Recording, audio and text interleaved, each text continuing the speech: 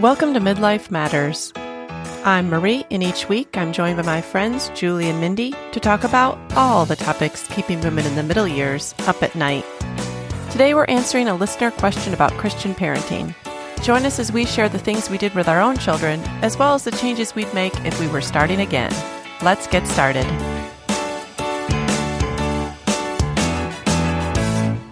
Listeners, today we're answering a listener question. And I have to admit that at first I was like, no, I don't think we can talk about this. And the question is, what advice do you have for raising children in the Christian faith? What specific things did you do early on and throughout their upbringings to expose your kids to Christian values, practices, etc.? What worked and didn't work? What would you do differently in this area if you were to go back? And I think at first I was kind of nervous to answer this question because I almost feel like you have to be like a parenting expert. And Mindy, she said that's a very nebulous idea. The only way to know something worked is to see the fruit years and years later that may or may not have come from what you did in your home. And I think that we all felt this way. We recognize that we're not the only influences on our kids. We know that they're shaped by interactions and experiences and people outside our homes. But I think that the three of us, from the time our kids were born, also recognized that for a significant portion of our child's life, we are their most important and pivotal influence. So we did take that responsibility seriously, and we recognized that we had an opportunity to shape them as they grew and lived in our homes. So is that kind of how you guys felt about this, Julie, Mindy, or am I speaking out of turn? No, I really liked the idea, the topic to talk about, but I kind of flinched at the part on what worked or not too. That was the hard part. And I immediately said to myself, I think we have to let people know to be careful not to consider whether or not something worked based on outcomes, actually, which sounds a little strange. Like it sounds like the opposite of what you just said, Mindy, but based on outcomes that you can't control. Like our children will ultimately make their own choices. Right. So when I think of worked for us, I think of like what we felt led to do, what we felt like our responsibilities were, what we could do as a family based on our limitations, like worked as in logistically worked, like how we chose to expose them to the faith and teach them and model it and all that. So, I think a better perspective, instead of like how do you raise godly kids, it would be more like how to raise kids in a godly way or be a godly parent. Right. Less focused on the outcome, because we really we have a job to do and a big responsibility, and then that's it. Right. It's like passing a baton. You pass it, and then somebody's got to pick it up. That's right. And that's where it's difficult. Like it's an intimidating topic, and you immediately think, well, what's the standard? Am I looking for that they do this, this, this, and this? And that means they're a good Christian adult, And at the same time, we do spend a lot of time and effort, intentionality, prayer, in their younger formative years, trying to place pillars in their life in hopes that they'll basically seek God instead of us. Like we really want them to, we want to model it, but we need them to be seeking God. So yes, it's hard. What's the standard? What is it that we did? And really, what is it that God did? Because that's really where it all comes together. Yeah. And if your child is an adult and they're not walking with the Lord now, that doesn't mean they're never going to. So you really can't say what worked and didn't work until your child has died, because they could change at any time. So this is not a definitive, hey, you do A and B, you'll get C. There's no formula like that. And like you said, God is always at work. He's always working. I mean, we weren't finished when we left our parents' home. Like, Lord knows we've changed, and they will too. So yeah, you guys, I'm not done yet. I just want you to know. Right. But we are going to take this as friends. So now that we've done our disclaimers, like those ads that say for entertainment purposes only. Yes. So I don't know that you can even think about like what you think about Christian parenting until we just give a brief background of ourselves. Because if you didn't grow up in a Christian home, you might not really have a model. So like people can be starting from all different points. Like my own parents, they did not become evangelical Christians. Like they were raised Catholic, went to Catholic school, but they became evangelical Christians right before I was born or maybe when I was a baby. So like that was like a complete shift. Like they didn't even tell their parents because it was such a shift from how they had been raised.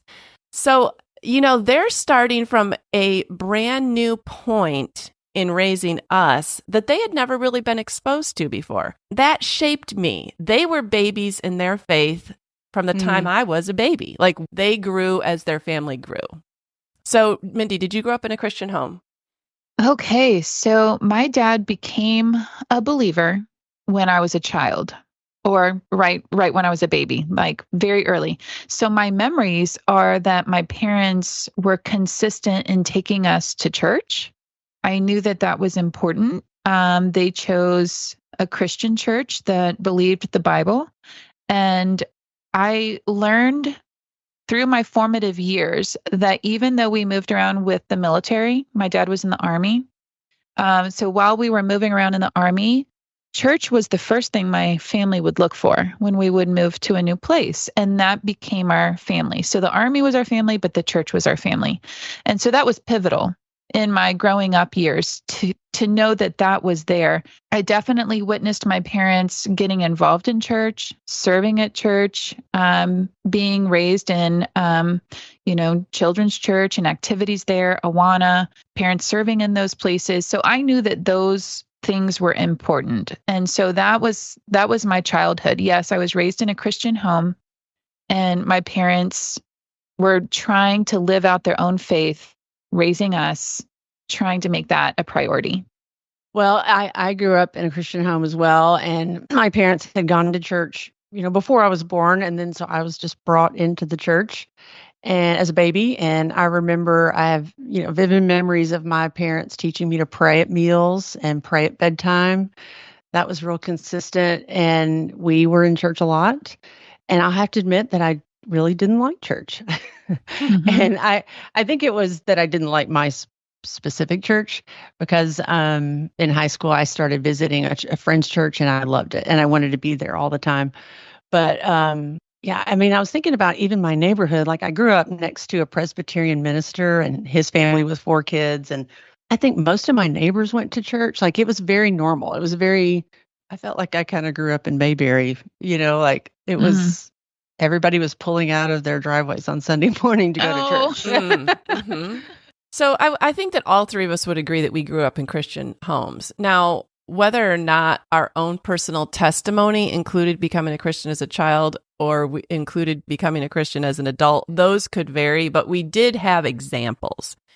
We did have examples of what a family looks like going to church and, what church community looks like. That wasn't new for any of us.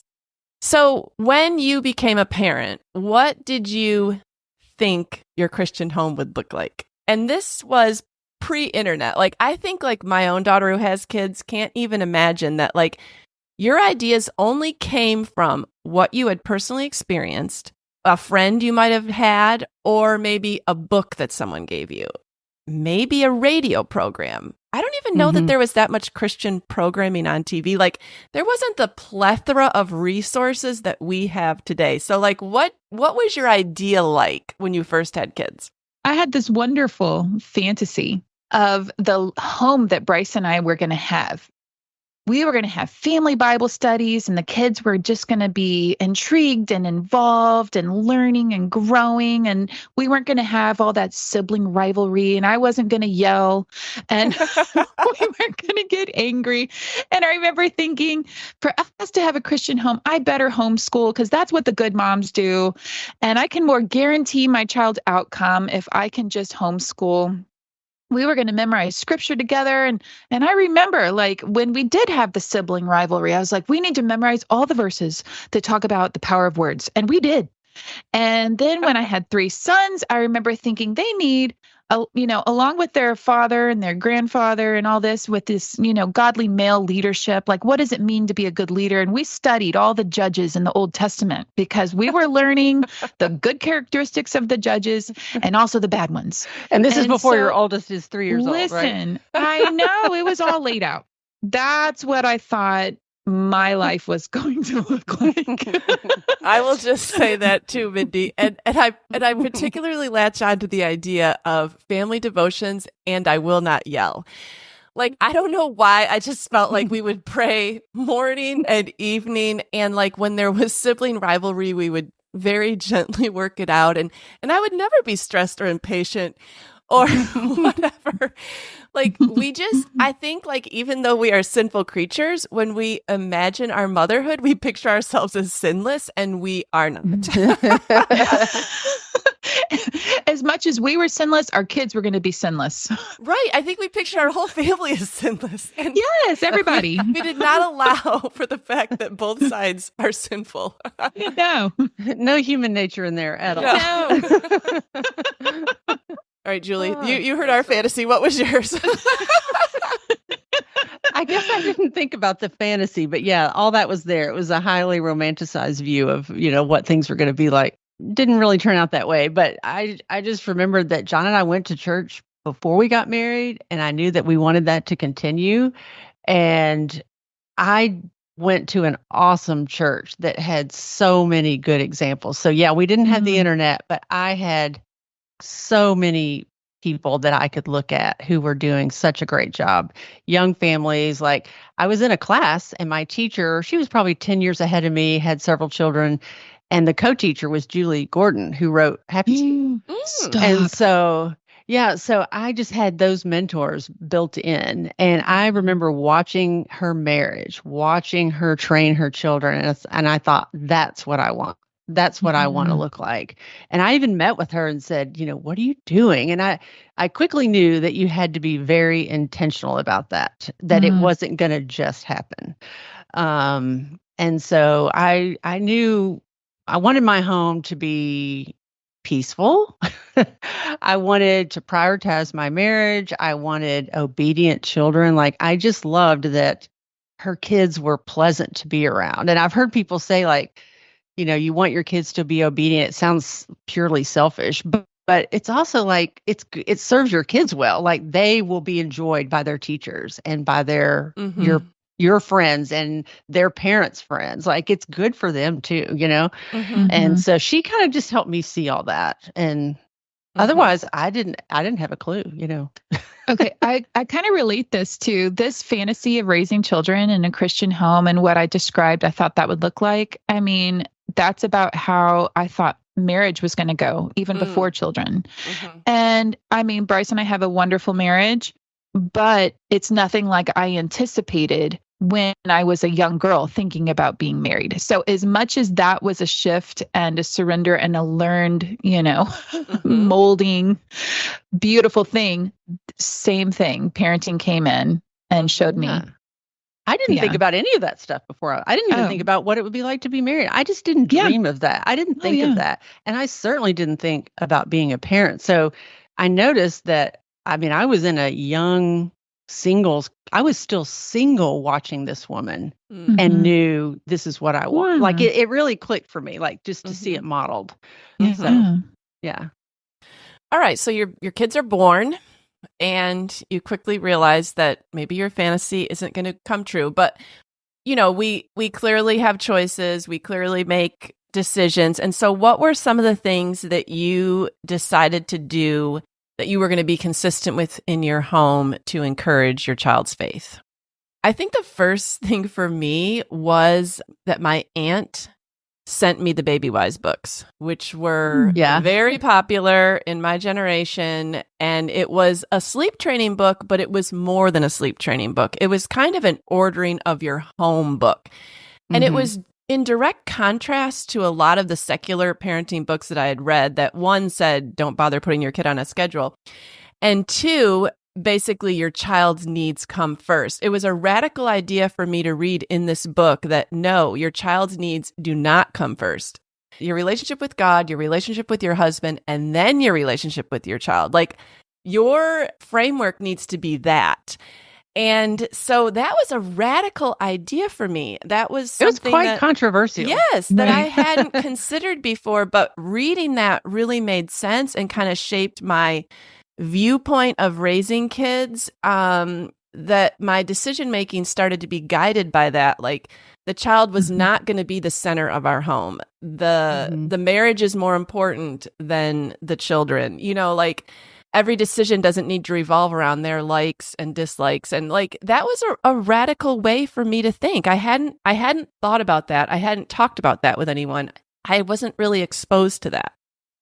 Yeah, and actually my mentor pointed me to that book too, and that training method. And I don't think that parents necessarily go into parenting thinking my child will be the center of the universe and everything will revolve around him.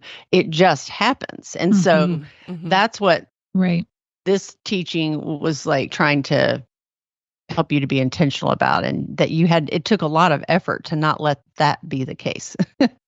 You know, and so it really was a shift in thinking. And I think that to be the best parent you can be, you know, you probably should try to strive to be the best spouse you can be. And I know there's a lot of great single parents doing a great job, but if you're married, I think the marriage still has to be the priority, and that you need to get on the same page. You need to be united, you know?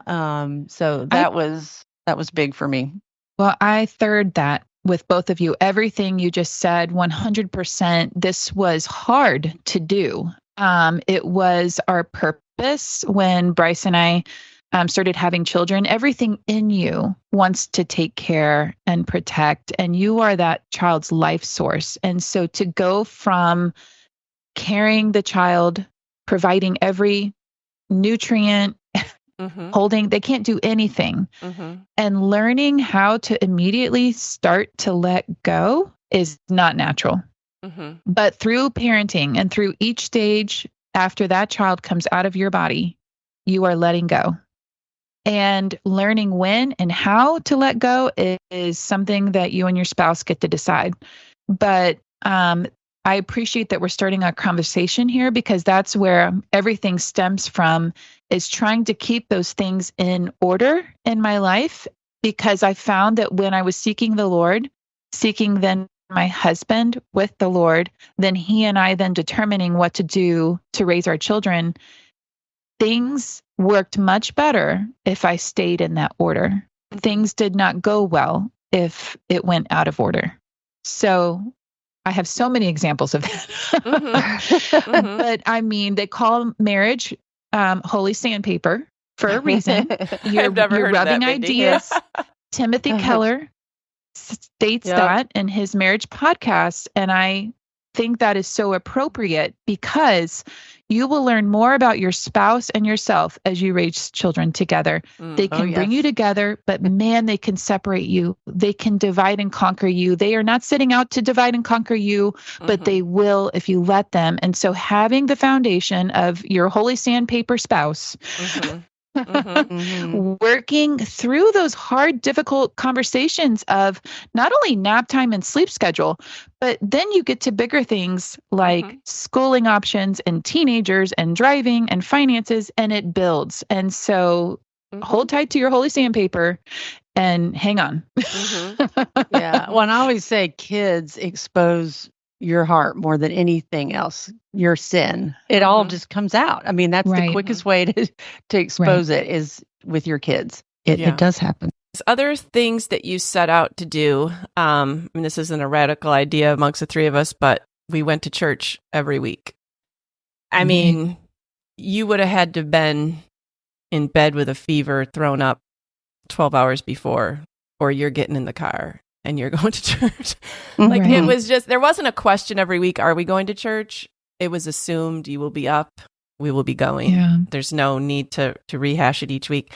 And then I put them in all the little things that church offers, VBS, Awana, which is like a Wednesday night program designed to like learn Bible verses and, you know, grow their faith. And they went to church camps and youth camps and like whatever was available within reason, I tried to take advantage of. I'm not saying that every church program is perfect or they're run by perfect people. No, but in general, we tried to take advantage of all of those things because that's another way for them to grow in their faith. I would like to add to that. I totally agree with all the things that you said. And I'll just add to it. And it was important to us to learn about missions together, to talk about other people, both local missions and foreign missions, and, hearing stories about that and serving other people. So that could be, just helping clean someone's home, rake their leaves. We always tried to serve together as a family, making a meal. And another thing we tried to practice was hospitality, which you guys know my story. We have done that a lot through the years. And praise the Lord for that. But practicing hospitality was also a place my children really learned to serve other people. Yeah, I second all of that. Like with church, we didn't want church to be an afterthought, or if it fit into our schedule, it wasn't, hey, are we going to church tomorrow? There was just no question, like you said, unless it was sickness, we were out of town, or, something. That was just what we did on Sunday. That was a priority. And we even had to, limit some things that our family did, like my daughter rode horses, and there were a lot of horse shows on weekends. And so we limited like how many she could do, because we weren't going to just be divided every weekend as a family, and part of it, and not being in church. And that caused some tension, because I know that was something, she wanted to do more of, but right or wrong, we made that a priority and limited that. And even with sports, because so many teams started to have Sunday morning practices and Sunday games, and a lot of churches meet on Saturdays. Some of it meets on different days now, so that may work out. But I don't know. I think it's Christians. As Christians, we let Sunday go. You know what I mean? Like no one else could let it go but us. And I think by kind of caving into opening it up to more and more things, it's become kind of just another day of the week.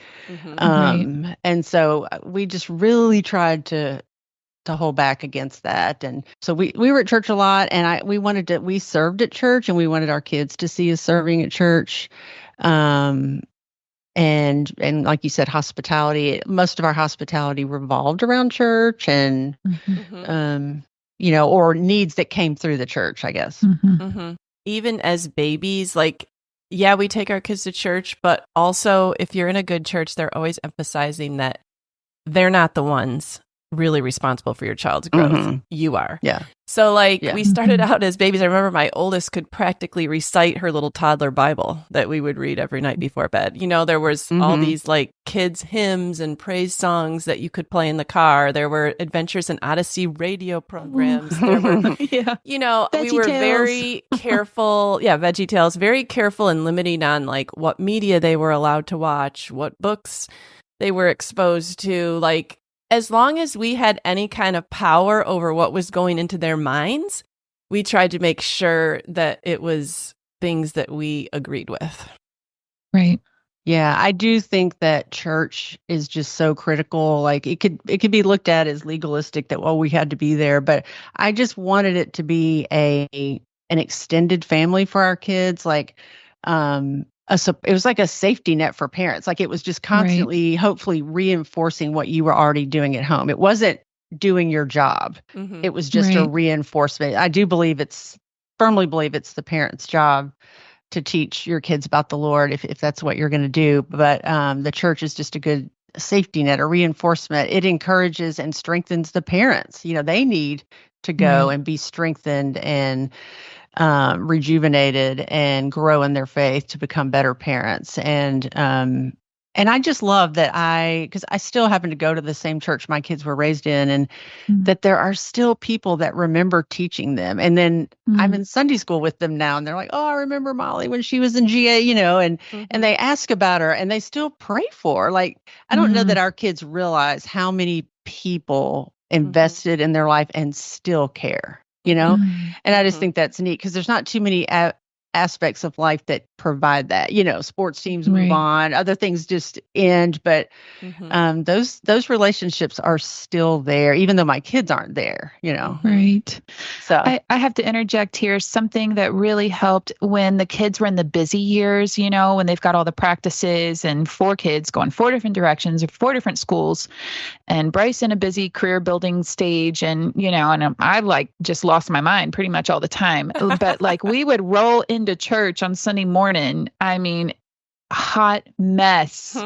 We even showed up one time. Grant didn't have shoes on. Bryce like, well, you're going. And we did. He was barefoot through Sunday school and church, but I can't tell you what a relief it was to just go sit and breathe and have a break. And if you don't go to church for anything else sometimes, go sit, breathe, and have a break. Take a moment. Hold your spouse's hand when they pray. Like, just take a moment. It is there for you. At another stage in life, you'll be able to give back. But sometimes just receive. And I have to say something else. In those busy years, I just happened upon some books.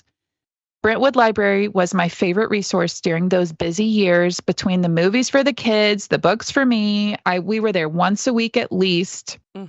I came across a Christian author, Karen Kingsbury, and one summer I went through every one of her books. Well, there were two that made a difference in my marriage in the busy years, and they are called A Time to Dance and A Time to Embrace. These books were pivotal at that season of life of busyness because it helped me view my husband in a way that I was getting lost from him. Life was so busy. We were slowly being separated. And these books made a difference in reprioritizing my life with him over the kids and making sure I had enough energy still to greet him when he came home, to still see him, even though I felt like I'd lost my mind most of the time. I just have to encourage anyone out there, if you're looking for a resource, it's an easy read, and it just kind of helps you put life in perspective in the busy years. Karen Kingsbury. Yeah, the prioritizing marriage, I talked about that. That was much easier when they were infants because they went to bed so early and they slept so much. And that, I'll admit, that did get a lot harder as the kids got older and you were, tag teaming sports practices and things like that. And so you had to even be more intentional about a date night or just time to sit and talk. You had to schedule it. We've talked about when kids are under our purview. But in midlife, your kids, they get to be teenagers. And I think this person I'm just going to assume they're writing from that perspective. So their influences become more outside the home. How do you Christian, in quotes, parent at that age? That is a major shift because you go into this transition season. They're not gone yet. You're still an influence. You still are their parent. They're still in your home, but they're living outside of your home and outside of your purview most of the time. They're making more choices on their own. And so to have an adjustment of years where you, instead of telling, you start to ask. I think that this is the question stage. You start to be available when they are available, when they're open to talking. You become a part of their activities in any possible way. Right now, I'm on a IB booster club because I know my son's an IB, and that's one way I can be part of his world. He's a junior in high school. I still try to let other people invite me into my teenager's world.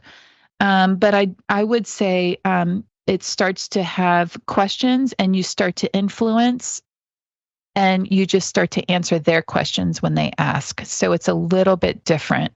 And I think you'll find yourself, if you haven't already in some of the elementary school years, which I did find myself parenting against the grain, you'll definitely find yourself parenting against the grain when you have teenagers. They are going to come home and want to do things with their friends that you're not necessarily thinking is a good idea.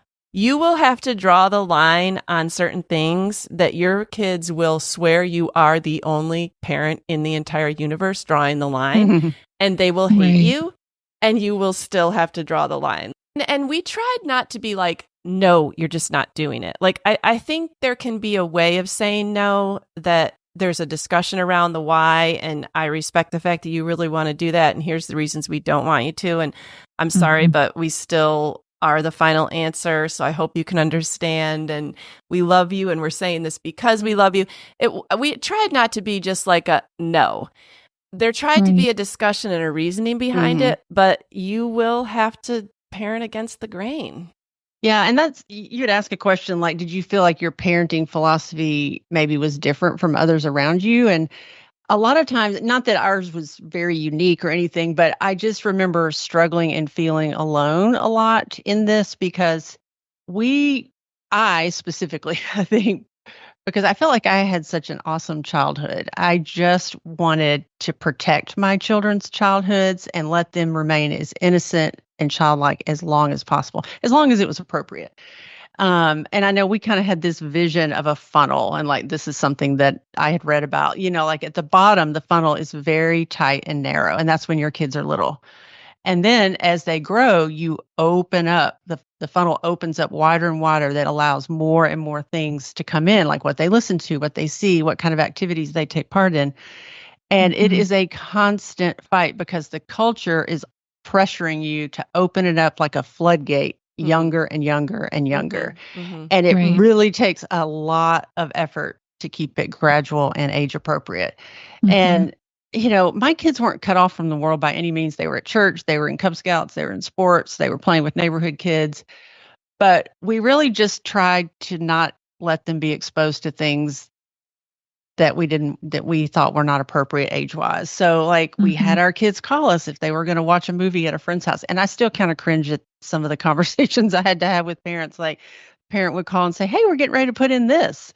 And then I would have to say, "Oh, like, is there not anything else you could watch?" And it really put me on the spot, like, because they hadn't asked me first. They were saying, "We're getting ready to put it in." And then, so it really caused some tension sometimes with friends, and it was hard. And I know my kids felt bad, but I do appreciate that they usually, this is when they were like middle school age, they would call. And, like if I remember one time one of my sons said, "Mom," or I think I looked at his MP3 player and he had this song on there and it was a rap song. And it had something that was really inappropriate on there. And I said, "Do you even know what this means?" And he was like, "No." And then so I just bluntly explained it, like in a way that he was like, "I can't believe you just said that, Mom." That's yes, right. He was blushing. Yeah. And I think instead of just saying like, "You can't listen to this, this is wrong," I was like, "Do you understand what this is saying?" Like you said, trying to involve them, trying to get them to question in their own mind, is this something that I think is appropriate, or is it just cool to go along?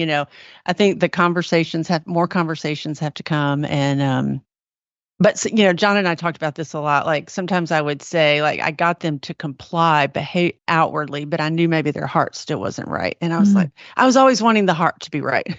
It wasn't worth it if the heart wasn't right. And John was like, no, we still have to stand firm, just because it's the right thing to do. And the heart will follow. Like the heart follows obedience, and it might be years later. I'm not saying it followed immediately, but that's what it gets hard, is just sticking to your guns. I just want to mention another book that really talks about what Julie just said right there. And it made a huge difference in how we parented our children. It's by Ted Tripp, and it's called Shepherding a Child's Heart. And that was kind of the catalyst for a lot of things with our children, because like Marie was saying, you're going to have to draw some hard lines, and your children can be quite dramatic about how horrible you're being. And at this point, especially in our marriage, Bryce and I knew we had to be a united front together. Even if I didn't agree with what Bryce said, or if he didn't agree with what I said, we had to have a strong front together, because that was a lot more of a firm foundation for our children to work from. Because you're going to come up with all kinds of things that you are weird and you're messed up from your child's point of view. Like you're not going to give them the phone as fast. You're not going to buy them the newest phone. You're not going to, provide enough leeway or freedom or car. There's a million discussions that you're going to have that I felt like most of the time it's Bryce and I trying to figure out, what did we think about something? Like that took more effort. And then once we could figure out how we felt about it, which I will say the caveat to that is that changed from Abby all the way down to Nathan. Mm-hmm. Yeah. And that's okay. We have seen where with Abby and Grant, we held a firmer line with certain things that we did choose to kind of let looser or let go of more with Jacob and Nathan, but the heart, the character stayed the same. So no matter if even as you change as a parent, I think what I would say here is just kind of work it out with your spouse. Go back to that holy sandpaper, rubbing edges until you figure out what you think about all the questions that you're going to get, because your child will not be happy sometimes, and you just can't raise them for their happiness in every situation. Yeah. Around the time my oldest started kindergarten, I started hearing parents say like their highest goal for their child was to be happy. It's not that I don't care if my child is happy, but my highest goal for my child is not for them to be happy. My highest goal for them is to follow Jesus. So Amen. if they have to be unhappy in certain circumstances because I've said no or am encouraging them to do something differently, or if God needs to knock them back on their feet to get their attention or whatever, like happiness is a nice byproduct, but it's not my highest goal. Agreed. Right. Mindy, you had mentioned was just getting involved in your kids' lives. And something that we really enjoyed doing was trying to make things fun to do with them. Like when they couldn't watch this movie, we introduced them to old classic movies, or like my husband could not wait to show them the Three Stooges. This is when they were younger, or the old classic Bugs Bunny or Mr. Bean, and so then we could all watch it together, and they thought, well, this is stuff adults like, like it was okay to watch. And my kids still love those things. Like the anniversary of John's passing, those are the things we watched because we still remembered, him introducing us to all those things. And so I think just like being excited about the things they can like, making a big deal and doing them as a family. Because it's not fun to say, we're going to watch this, you kids go. And I'm not saying we obviously watch things that our kids didn't watch, but, like to always just have them off on their own. It was fun to be able to do it as a family and get excited about. Like John knew all the characters and all the TV shows they watched, like he was very into it. And that continued into adulthood, into shows that were, more adult shows. But I just think that was key for us to keep things fun. Julie, thank you so much for saying that about fun, because I think that parents have this idea that middle schoolers are horrible and teenagers are even more horrible.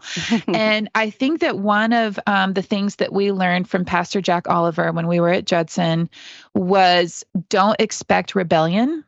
Keep the relationship with the child. And you don't have to expect rebellion. You're going to have a lot of conflict, but this was a place that was a new idea, kind of like the Baby Wise books. It was a new idea to not expect my teenager to be horrible. Bryce and I have found that middle schoolers are way cool and way awkward, and they just need a lot of love. Yeah. And that teenagers are some of the most fun people in the world. And this is an opportunity for you to have your own personality. I got to be Mindy with my teenagers in a way that I couldn't be when they were little. It gave Bryce freedom to have his personality, and they got to be a part of our world, and we got to be a part of theirs, entering into their interests, but we let them enter into ours. We tried to become people. And I think taking a lighthearted approach, being able to laugh, being able to create fun memories, and just kind of lighten up, take a breath, laugh, let things go sometimes, and have fun. Expect it to be fun. And I think there are some pretty cool people that you'll get to hang out with. Yeah, I agree. Yeah. I would say that even just continues into young adulthood, that you can become more and more yourself. Like I love the freedom that I feel with my two that are married, and even my one now that is out on his own and he's not married, but I'm not in a parenting role with those three anymore. And what a relief. I can be myself. When you remove the fact that you're not in a parenting role anymore, it's like you can be friends. People want to be friends with their kids, but you really can't be friends because you're still an authority figure over them. You can't be friends until that role is removed and they're in charge of their life and you're in charge of yours. And that's such a sweet stage to get to. So there definitely is a lot to look forward to. But I want to go into what one of the questions was from the listener, because I do feel like we probably do have some things to say on this. Would you do anything differently in this area if you were to go back? And that can include anything.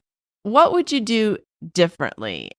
And that's a hard thing. Like, I thought about that yesterday and I thought I should ask my kids if there's anything that they would have me do differently. And I didn't want to text them because it's a very humbling experience to know that like my kids, it's like they're my bosses kind of in life. Not really, but I'm like, they were my life's work. So if they think I did a terrible job, that would be like your boss saying you're fired. You know what I'm saying? So it's a very humbling experience to say, hey, what would you have had me do differently? And so I finally just sent a text to each one of them. And it's probably one of those texts that they dread getting, like, seriously, Mom, do we really want... But it brought up some good discussions. One thing that one of my kids said to me, and it's humbling to have to admit this because I went into it with really good intentions, and I do think it's such a fine balance. But they said, it almost makes me cry right now, Mom, I wish you would have listened to me more when I said I didn't want to go to things. So like when you have a teenager, it's so hard, like finding a youth group, like finding things that will strengthen them in their faith. And so I always put a big priority on like retreats and camp. And I do think that a lot of times kids do need to be pushed to do those things because, sometimes I would push them to go and they would have had a great time. But this one child in particular said, Mom, I said I didn't want to go to those and you made me go. And it was painful to hear that. And we talked about, like what my idea was behind that. Like I did it out of love. I felt like you can't hear from the Holy Spirit and hear the teaching and be changed if you aren't even there. So if you go and don't get anything out of it, fine. But what if you go and do get something out of it? Like in my mind, I had good intentions. And it's not like she was scarred for life, but she said that was something that she wished I'd done differently. So like you're going to get to the end and there are going to be things that you did out of the greatest intention. There's not one parent that sets out to not do that. And you might find out that the thing you did with the greatest intention that they look back on and say, man, I really wish you wouldn't have done that, Mom. Yeah. I know I have talked with one of my kids about something that I know he struggled with. And it was that I wanted to always encourage this child to do his best. And so he often felt like nothing was ever good enough.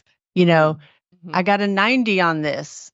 Oh, you missed this question? You would have had a 95. Like I totally would have said that, And it's like, he came proud and I brought it back down. You know what I mean? Because I always knew maybe he could do better, that he hadn't totally applied himself. And that's all I wanted. But he heard that as nothing's ever good enough. And I hate to think about that because that was not my intention. Some children need to be pushed more than others. I would have never said that to another child, because I knew that was in their internal, in the way they felt about it themselves. But I just wish that I would have majored on the majors and minored on the minors. And my personality is to major in everything. And I tend to think that everything is equally important all the time. And I just, that's exhausting, probably for them and me. And so, and I probably got better with that with each kid. So sorry, Molly. We have to apologize to our firstborns. Yeah, exactly. And then I wish that I'd been more open about my faith. Like part of the fantasy of parenting at the beginning was that we were just going to have this immersive environment. Jesus was going to be on our lips, on our coming and our going and our rising and our sleeping and our waking. And it actually was when they were little, like the Bible stories and the songs and praying. And as they got older, that got harder. And I wish that I had been more open about my own faith. Like instead of teaching from a distant perspective, like this is what you should do, this is what the Bible says, like what God was doing in my life, I think would have been more effective and more well received, that this is how it works. This is how this plays out in your life, not so sterile. So that's a mistake. And then lastly, I was afraid of hard questions, and I'm sure I didn't entertain them well, or maybe my kids were timid to ask because I didn't know how to deal with things I didn't know the answers to. That scared me, especially about like maybe spiritual issues or ethical issues or, and instead I wish I had just said, why don't we figure this out together? Like, I don't know. Instead of being afraid that they were going to come to the wrong conclusion or be led astray by someone, like, let's go talk to our pastor. Let's find a mentor at church that I trust. Let's read about it. I just kind of shrank from that. And I wish, I'm talking about more like high school age. I wish that I had been more open to that. So those were the things I would have done differently. This is a hard question because it's a very vulnerable place to come to, looking at, these people that you've given your body for and poured your life into. And to look back on it, there are some pivotal things that I wished I would have done different. I feel that I'm doing them now, and I wished I would have done them when they were little.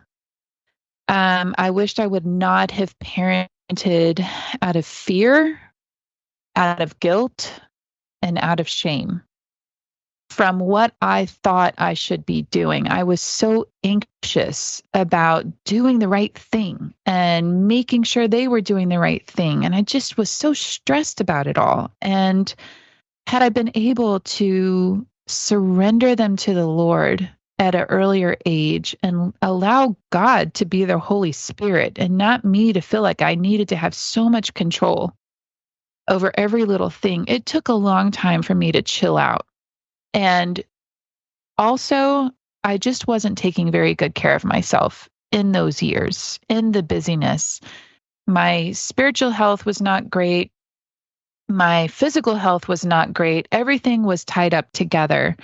And I just felt like I lived a life of kind of this downward spiral of guilt and shame. Like I was doing the things I needed to physically and trying to make sure my children were doing the things they needed to.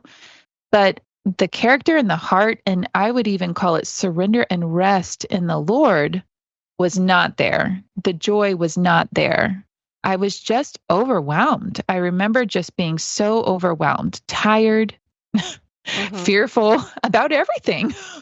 And so even my journey to not homeschool was finally a surrender that I could trust my kids in the Lord, even if I didn't homeschool. That was a major effort for me to let that go. And I put that under the category of control. I wanted control and I couldn't have it. I knew I couldn't have it, which is where the fear came from. When I learned how to surrender the control of everything and have freedom to rest in the Lord, learning how to give that up, and then also just taking better care of myself physically, learning how to get healthy physically gave me such peace, such joy. I wished I could be who I am now when they were little. So I have that. I think about that a lot. It's like, I wonder why God gave us that awesome role and responsibility of bringing others up when we know the least and have the least experience, yet think we know the most. It just seems backwards, doesn't it? A pivot that I want to make here is that we've all made mistakes, but God's grace has covered over them. Because I think when you're in that parenting role, you can think that you can do something to save your child, to bring your child to salvation. And it's very freeing when you get to the point where, yes, you have instilled pillars like we talked about earlier and foundations and done what you can, but the Holy Spirit is what draws someone to God, and you're not the Holy Spirit. And so you can be doing everything in quotes right, and your child may not have a saving faith in Jesus at this point. That doesn't mean they're never going to, but like, where have you seen God move where you couldn't have orchestrated it? Like, I was thinking about my oldest son, and when he was going into his senior year, I started praying that by the time he went to college, that I would know that he had a saving faith in Jesus. Now, I was praying for that. I don't have any control over that, but I asked God that I would know. And he was at the stage where he didn't really want to go to youth group anymore. I mean, yes, he was still going to church on Sunday mornings, but it was kind of the mom and dad make me do this stage, but I'm not personally buying in. And I remember just praying about it like in August. And when it got to be fall break, he called me and he said, Mom, are we doing anything for fall break? And I said, no. And he said, oh, because someone asked me if I want to go on a weekend retreat with them and a couple of guys from their church and like their Bible study leader to the Creation Museum and to Kings Island, which was like, I don't know, 5 or 6 hours away. And I said, sure. Like, this is a Christian activity that he's asking me, can I go? And I was like, yes. And that weekend was so pivotal in his life. That Bible study leader was so instrumental in making God's word come alive for Davis and challenging Davis. And like, he started then going to a Bible study every week with those boys and that leader the whole senior year. Like, I saw him change.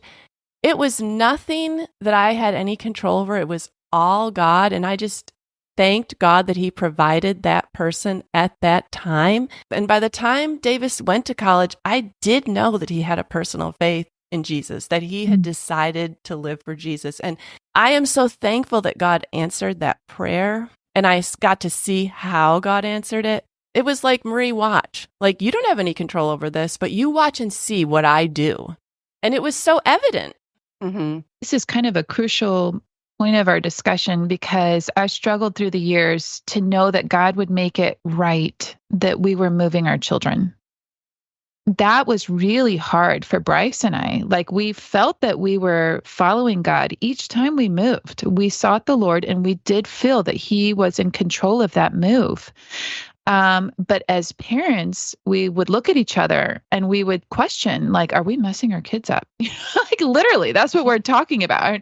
Are we really messing up our kids, by choosing to do this? Now, years later, and we still just have one child left in the home, each time watching God work it out, and each time, again, letting go of the control, learning to surrender that child, realizing just how much God loved that kid, even more than I did. This has been the best realization as a parent. Mm-hmm. God loves my kid more than I do. I can let God take care of my child in the places that I can't. I can meet physical needs still, but I cannot touch them in the places in the dark of the night, in the quiet of their mind and their heart. But I can pray and let God be there for them. And I have seen my kids, 3 now, leave our nest, have the wisdom to make good friends, have the wisdom to choose a church that's teaching the Bible. I just had the overwhelming joy this weekend of going to Athens, getting to go to my freshman kid in college, his church that he just chose all by himself. I had a hard time containing myself. I was so overwhelmed with joy that God had worked it out again. And I say that because he worked it out each time, and I can just keep surrendering them and trusting them in his hands. He is going to work it out. And over and over, why am I surprised? I don't know, but I'm always surprised, and I just keep learning. Mm-hmm. Right. We can trust him. And, sometimes we have to wait longer than, yes, a quick answer. It's like there are some things I'm specifically praying for that I'm still waiting on, Mm-hmm. and I don't get to see the answer yet. And on a lighter note, I look back and I remember all my mistakes, and I know probably my kids do too, but we are able to actually laugh about them now, and we do, like, remember the time you did this, Mom, and remember this, and it was like, yes, and they're not saying it from a angry, hurt state; they're laughing about it. So yes. I just feel like that's a good way of them letting me know they're okay about it. That's a great point. Kids are very forgiving. And a lot of times they don't remember. Like sometimes I'll be suffering with like a memory of how I failed as a parent.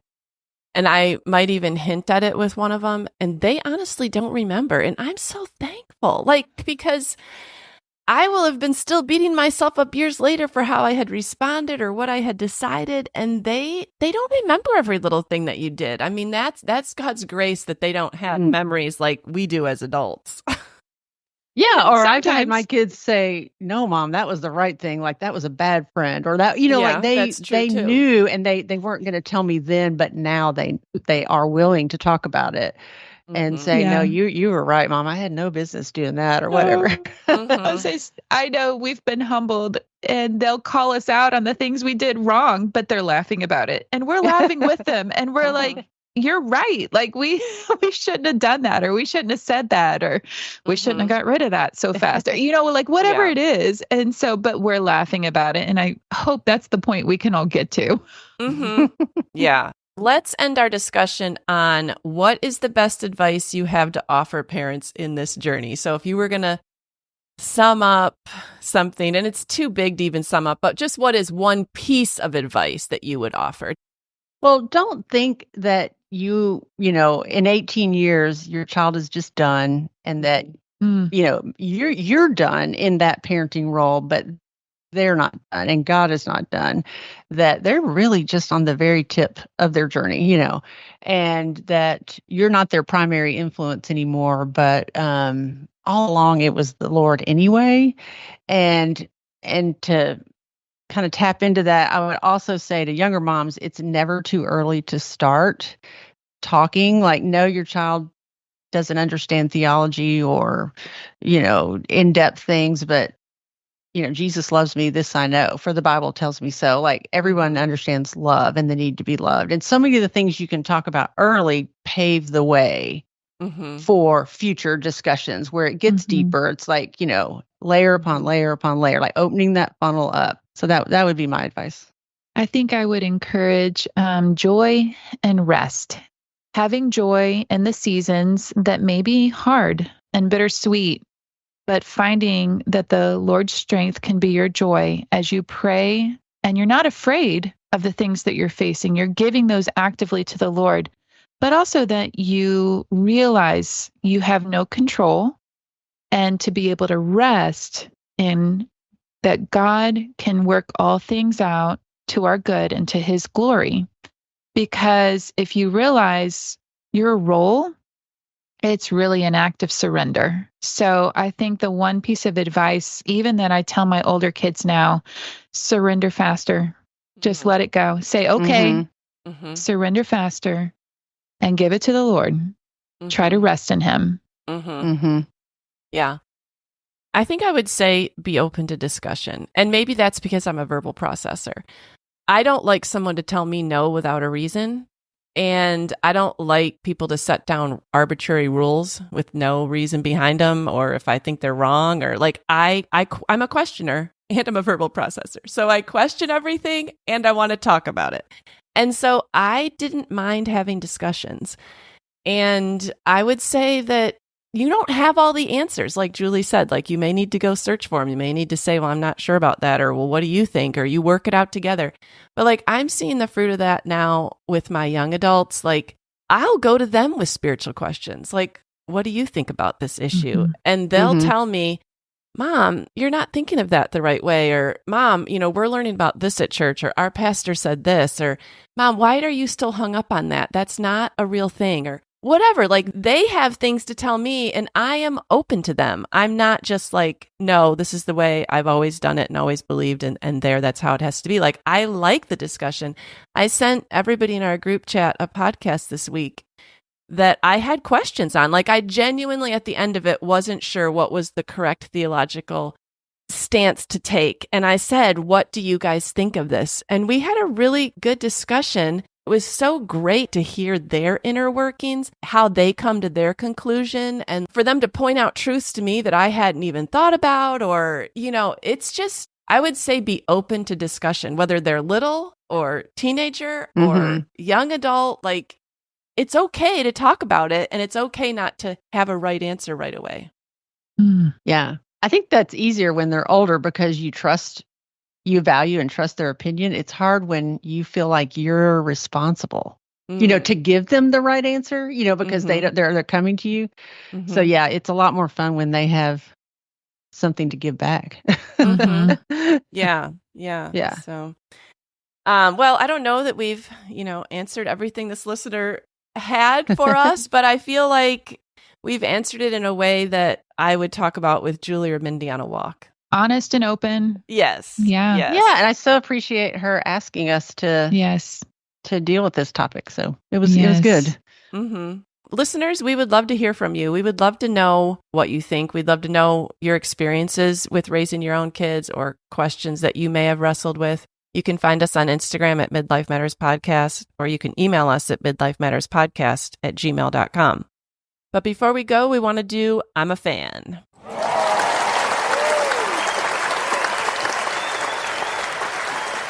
All right, Mindy, what are you a fan of this week? I'm a huge fan of all the Christmas movies in all the places. I don't know why it's bringing me so much joy, from cheesy to not cheesy, all the streaming sites, all the Christmas movies. Abby and I are constantly sharing which cheesy Christmas movie we just watched and why we liked it. And that is just bringing me a lot of joy right now. And so in between all the football, because we're still deep into football, every once in a while, I take a little mental break and watch a Christmas movie. Good for you. I always think of you whenever I see a picture of a Netflix Christmas movie. I think Mindy would like that one. Yeah. And there's so many. If you find the girl annoying or the guy ugly, change it. Those are my standards. Right. All right, Julie, what are you a fan of this week? Okay, I'll use this as an opportunity to put a plug in for Adventures in Odyssey. You mentioned that, Marie. Okay, yeah. These are audio dramas that we used to listen to on cassette tapes, then DVDs. And now I think, you can just go to their website and download them. And they're up to over 1,000 episodes. And that's amazing. I know. And it says they're geared for maybe children 6 to 12. But I can honestly say, I hope my kids aren't embarrassed, they went to college with these. Really? Because, oh my gosh, they all had a little CD player by their bed. They're like 25-minute episodes. So they're perfect for car rides. They're perfect for a bedtime routine. And they're very professionally done with professional voice actors, music, sound effects. They're not audiobooks, it's a drama. And you just get involved in the characters. And some of these characters have been in the show for like 25 years. So, and this is an area where John and I got into their world. Like, we loved listening on long trips, and there were series, like that had a certain theme or, would be continued over 5 or 6 episodes. And we still talk about those and laugh about those episodes that we remember. Just like recalling a TV show, we talk about Adventure in Odyssey episodes. So if you have young kids, I would highly recommend you check them out. And if you're a grandparent, maybe you could introduce your grandchildren to them. Yeah, that's a good recommendation. I kind of forgot about Adventures in Odyssey until we started thinking about things to talk about in this episode, and then I remembered them. So yeah, I would say that was one of the main ways I think biblical truths got imparted to our kids, because it's just like, it's not about the Bible. It's just about everyday life and conflict and bullies and teenagers and all and sin and just everything. And then, how it works, how you work it out in your life, in real life. So yeah, really great.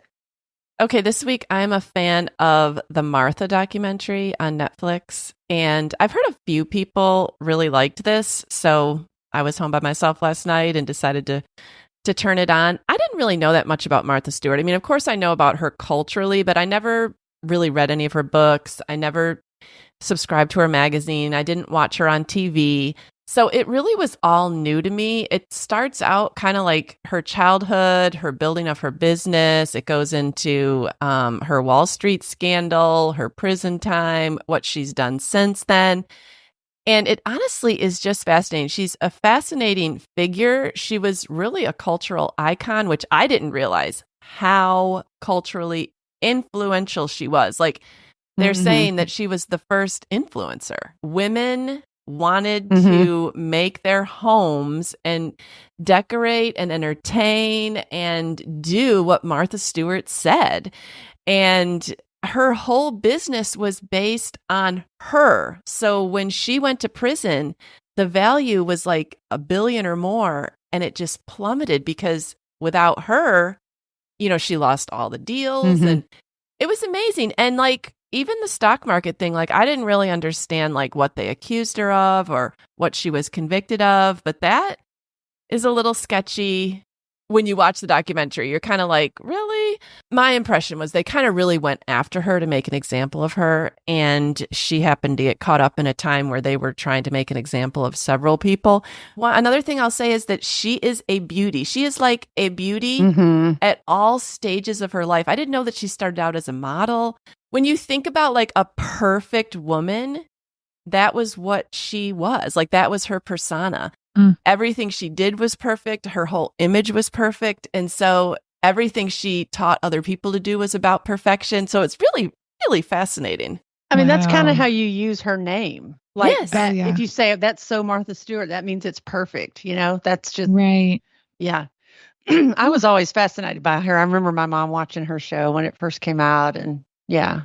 I'd like to see it. I think you would really enjoy it. It's very interesting, especially if you've not really known much about her. I mean, I learned a ton. So anyways, Julie and Mindy, thanks for talking about this topic today. Yeah. And I think it was a really good discussion. I enjoyed it. What a great discussion. All right. Well, we'll talk to you next week. Sounds great. Bye.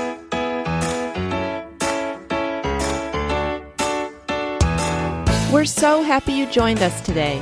You can find the show notes for this episode at midlifematterspodcast.com. Also, please tell a friend about the show and help them hit the free subscribe button on their favorite podcast app. Be sure to follow us on Instagram at Midlife Matters Podcast. That's where we post pictures and stories about all the things we talk about in each episode. Thanks for listening, and we'll see you next week.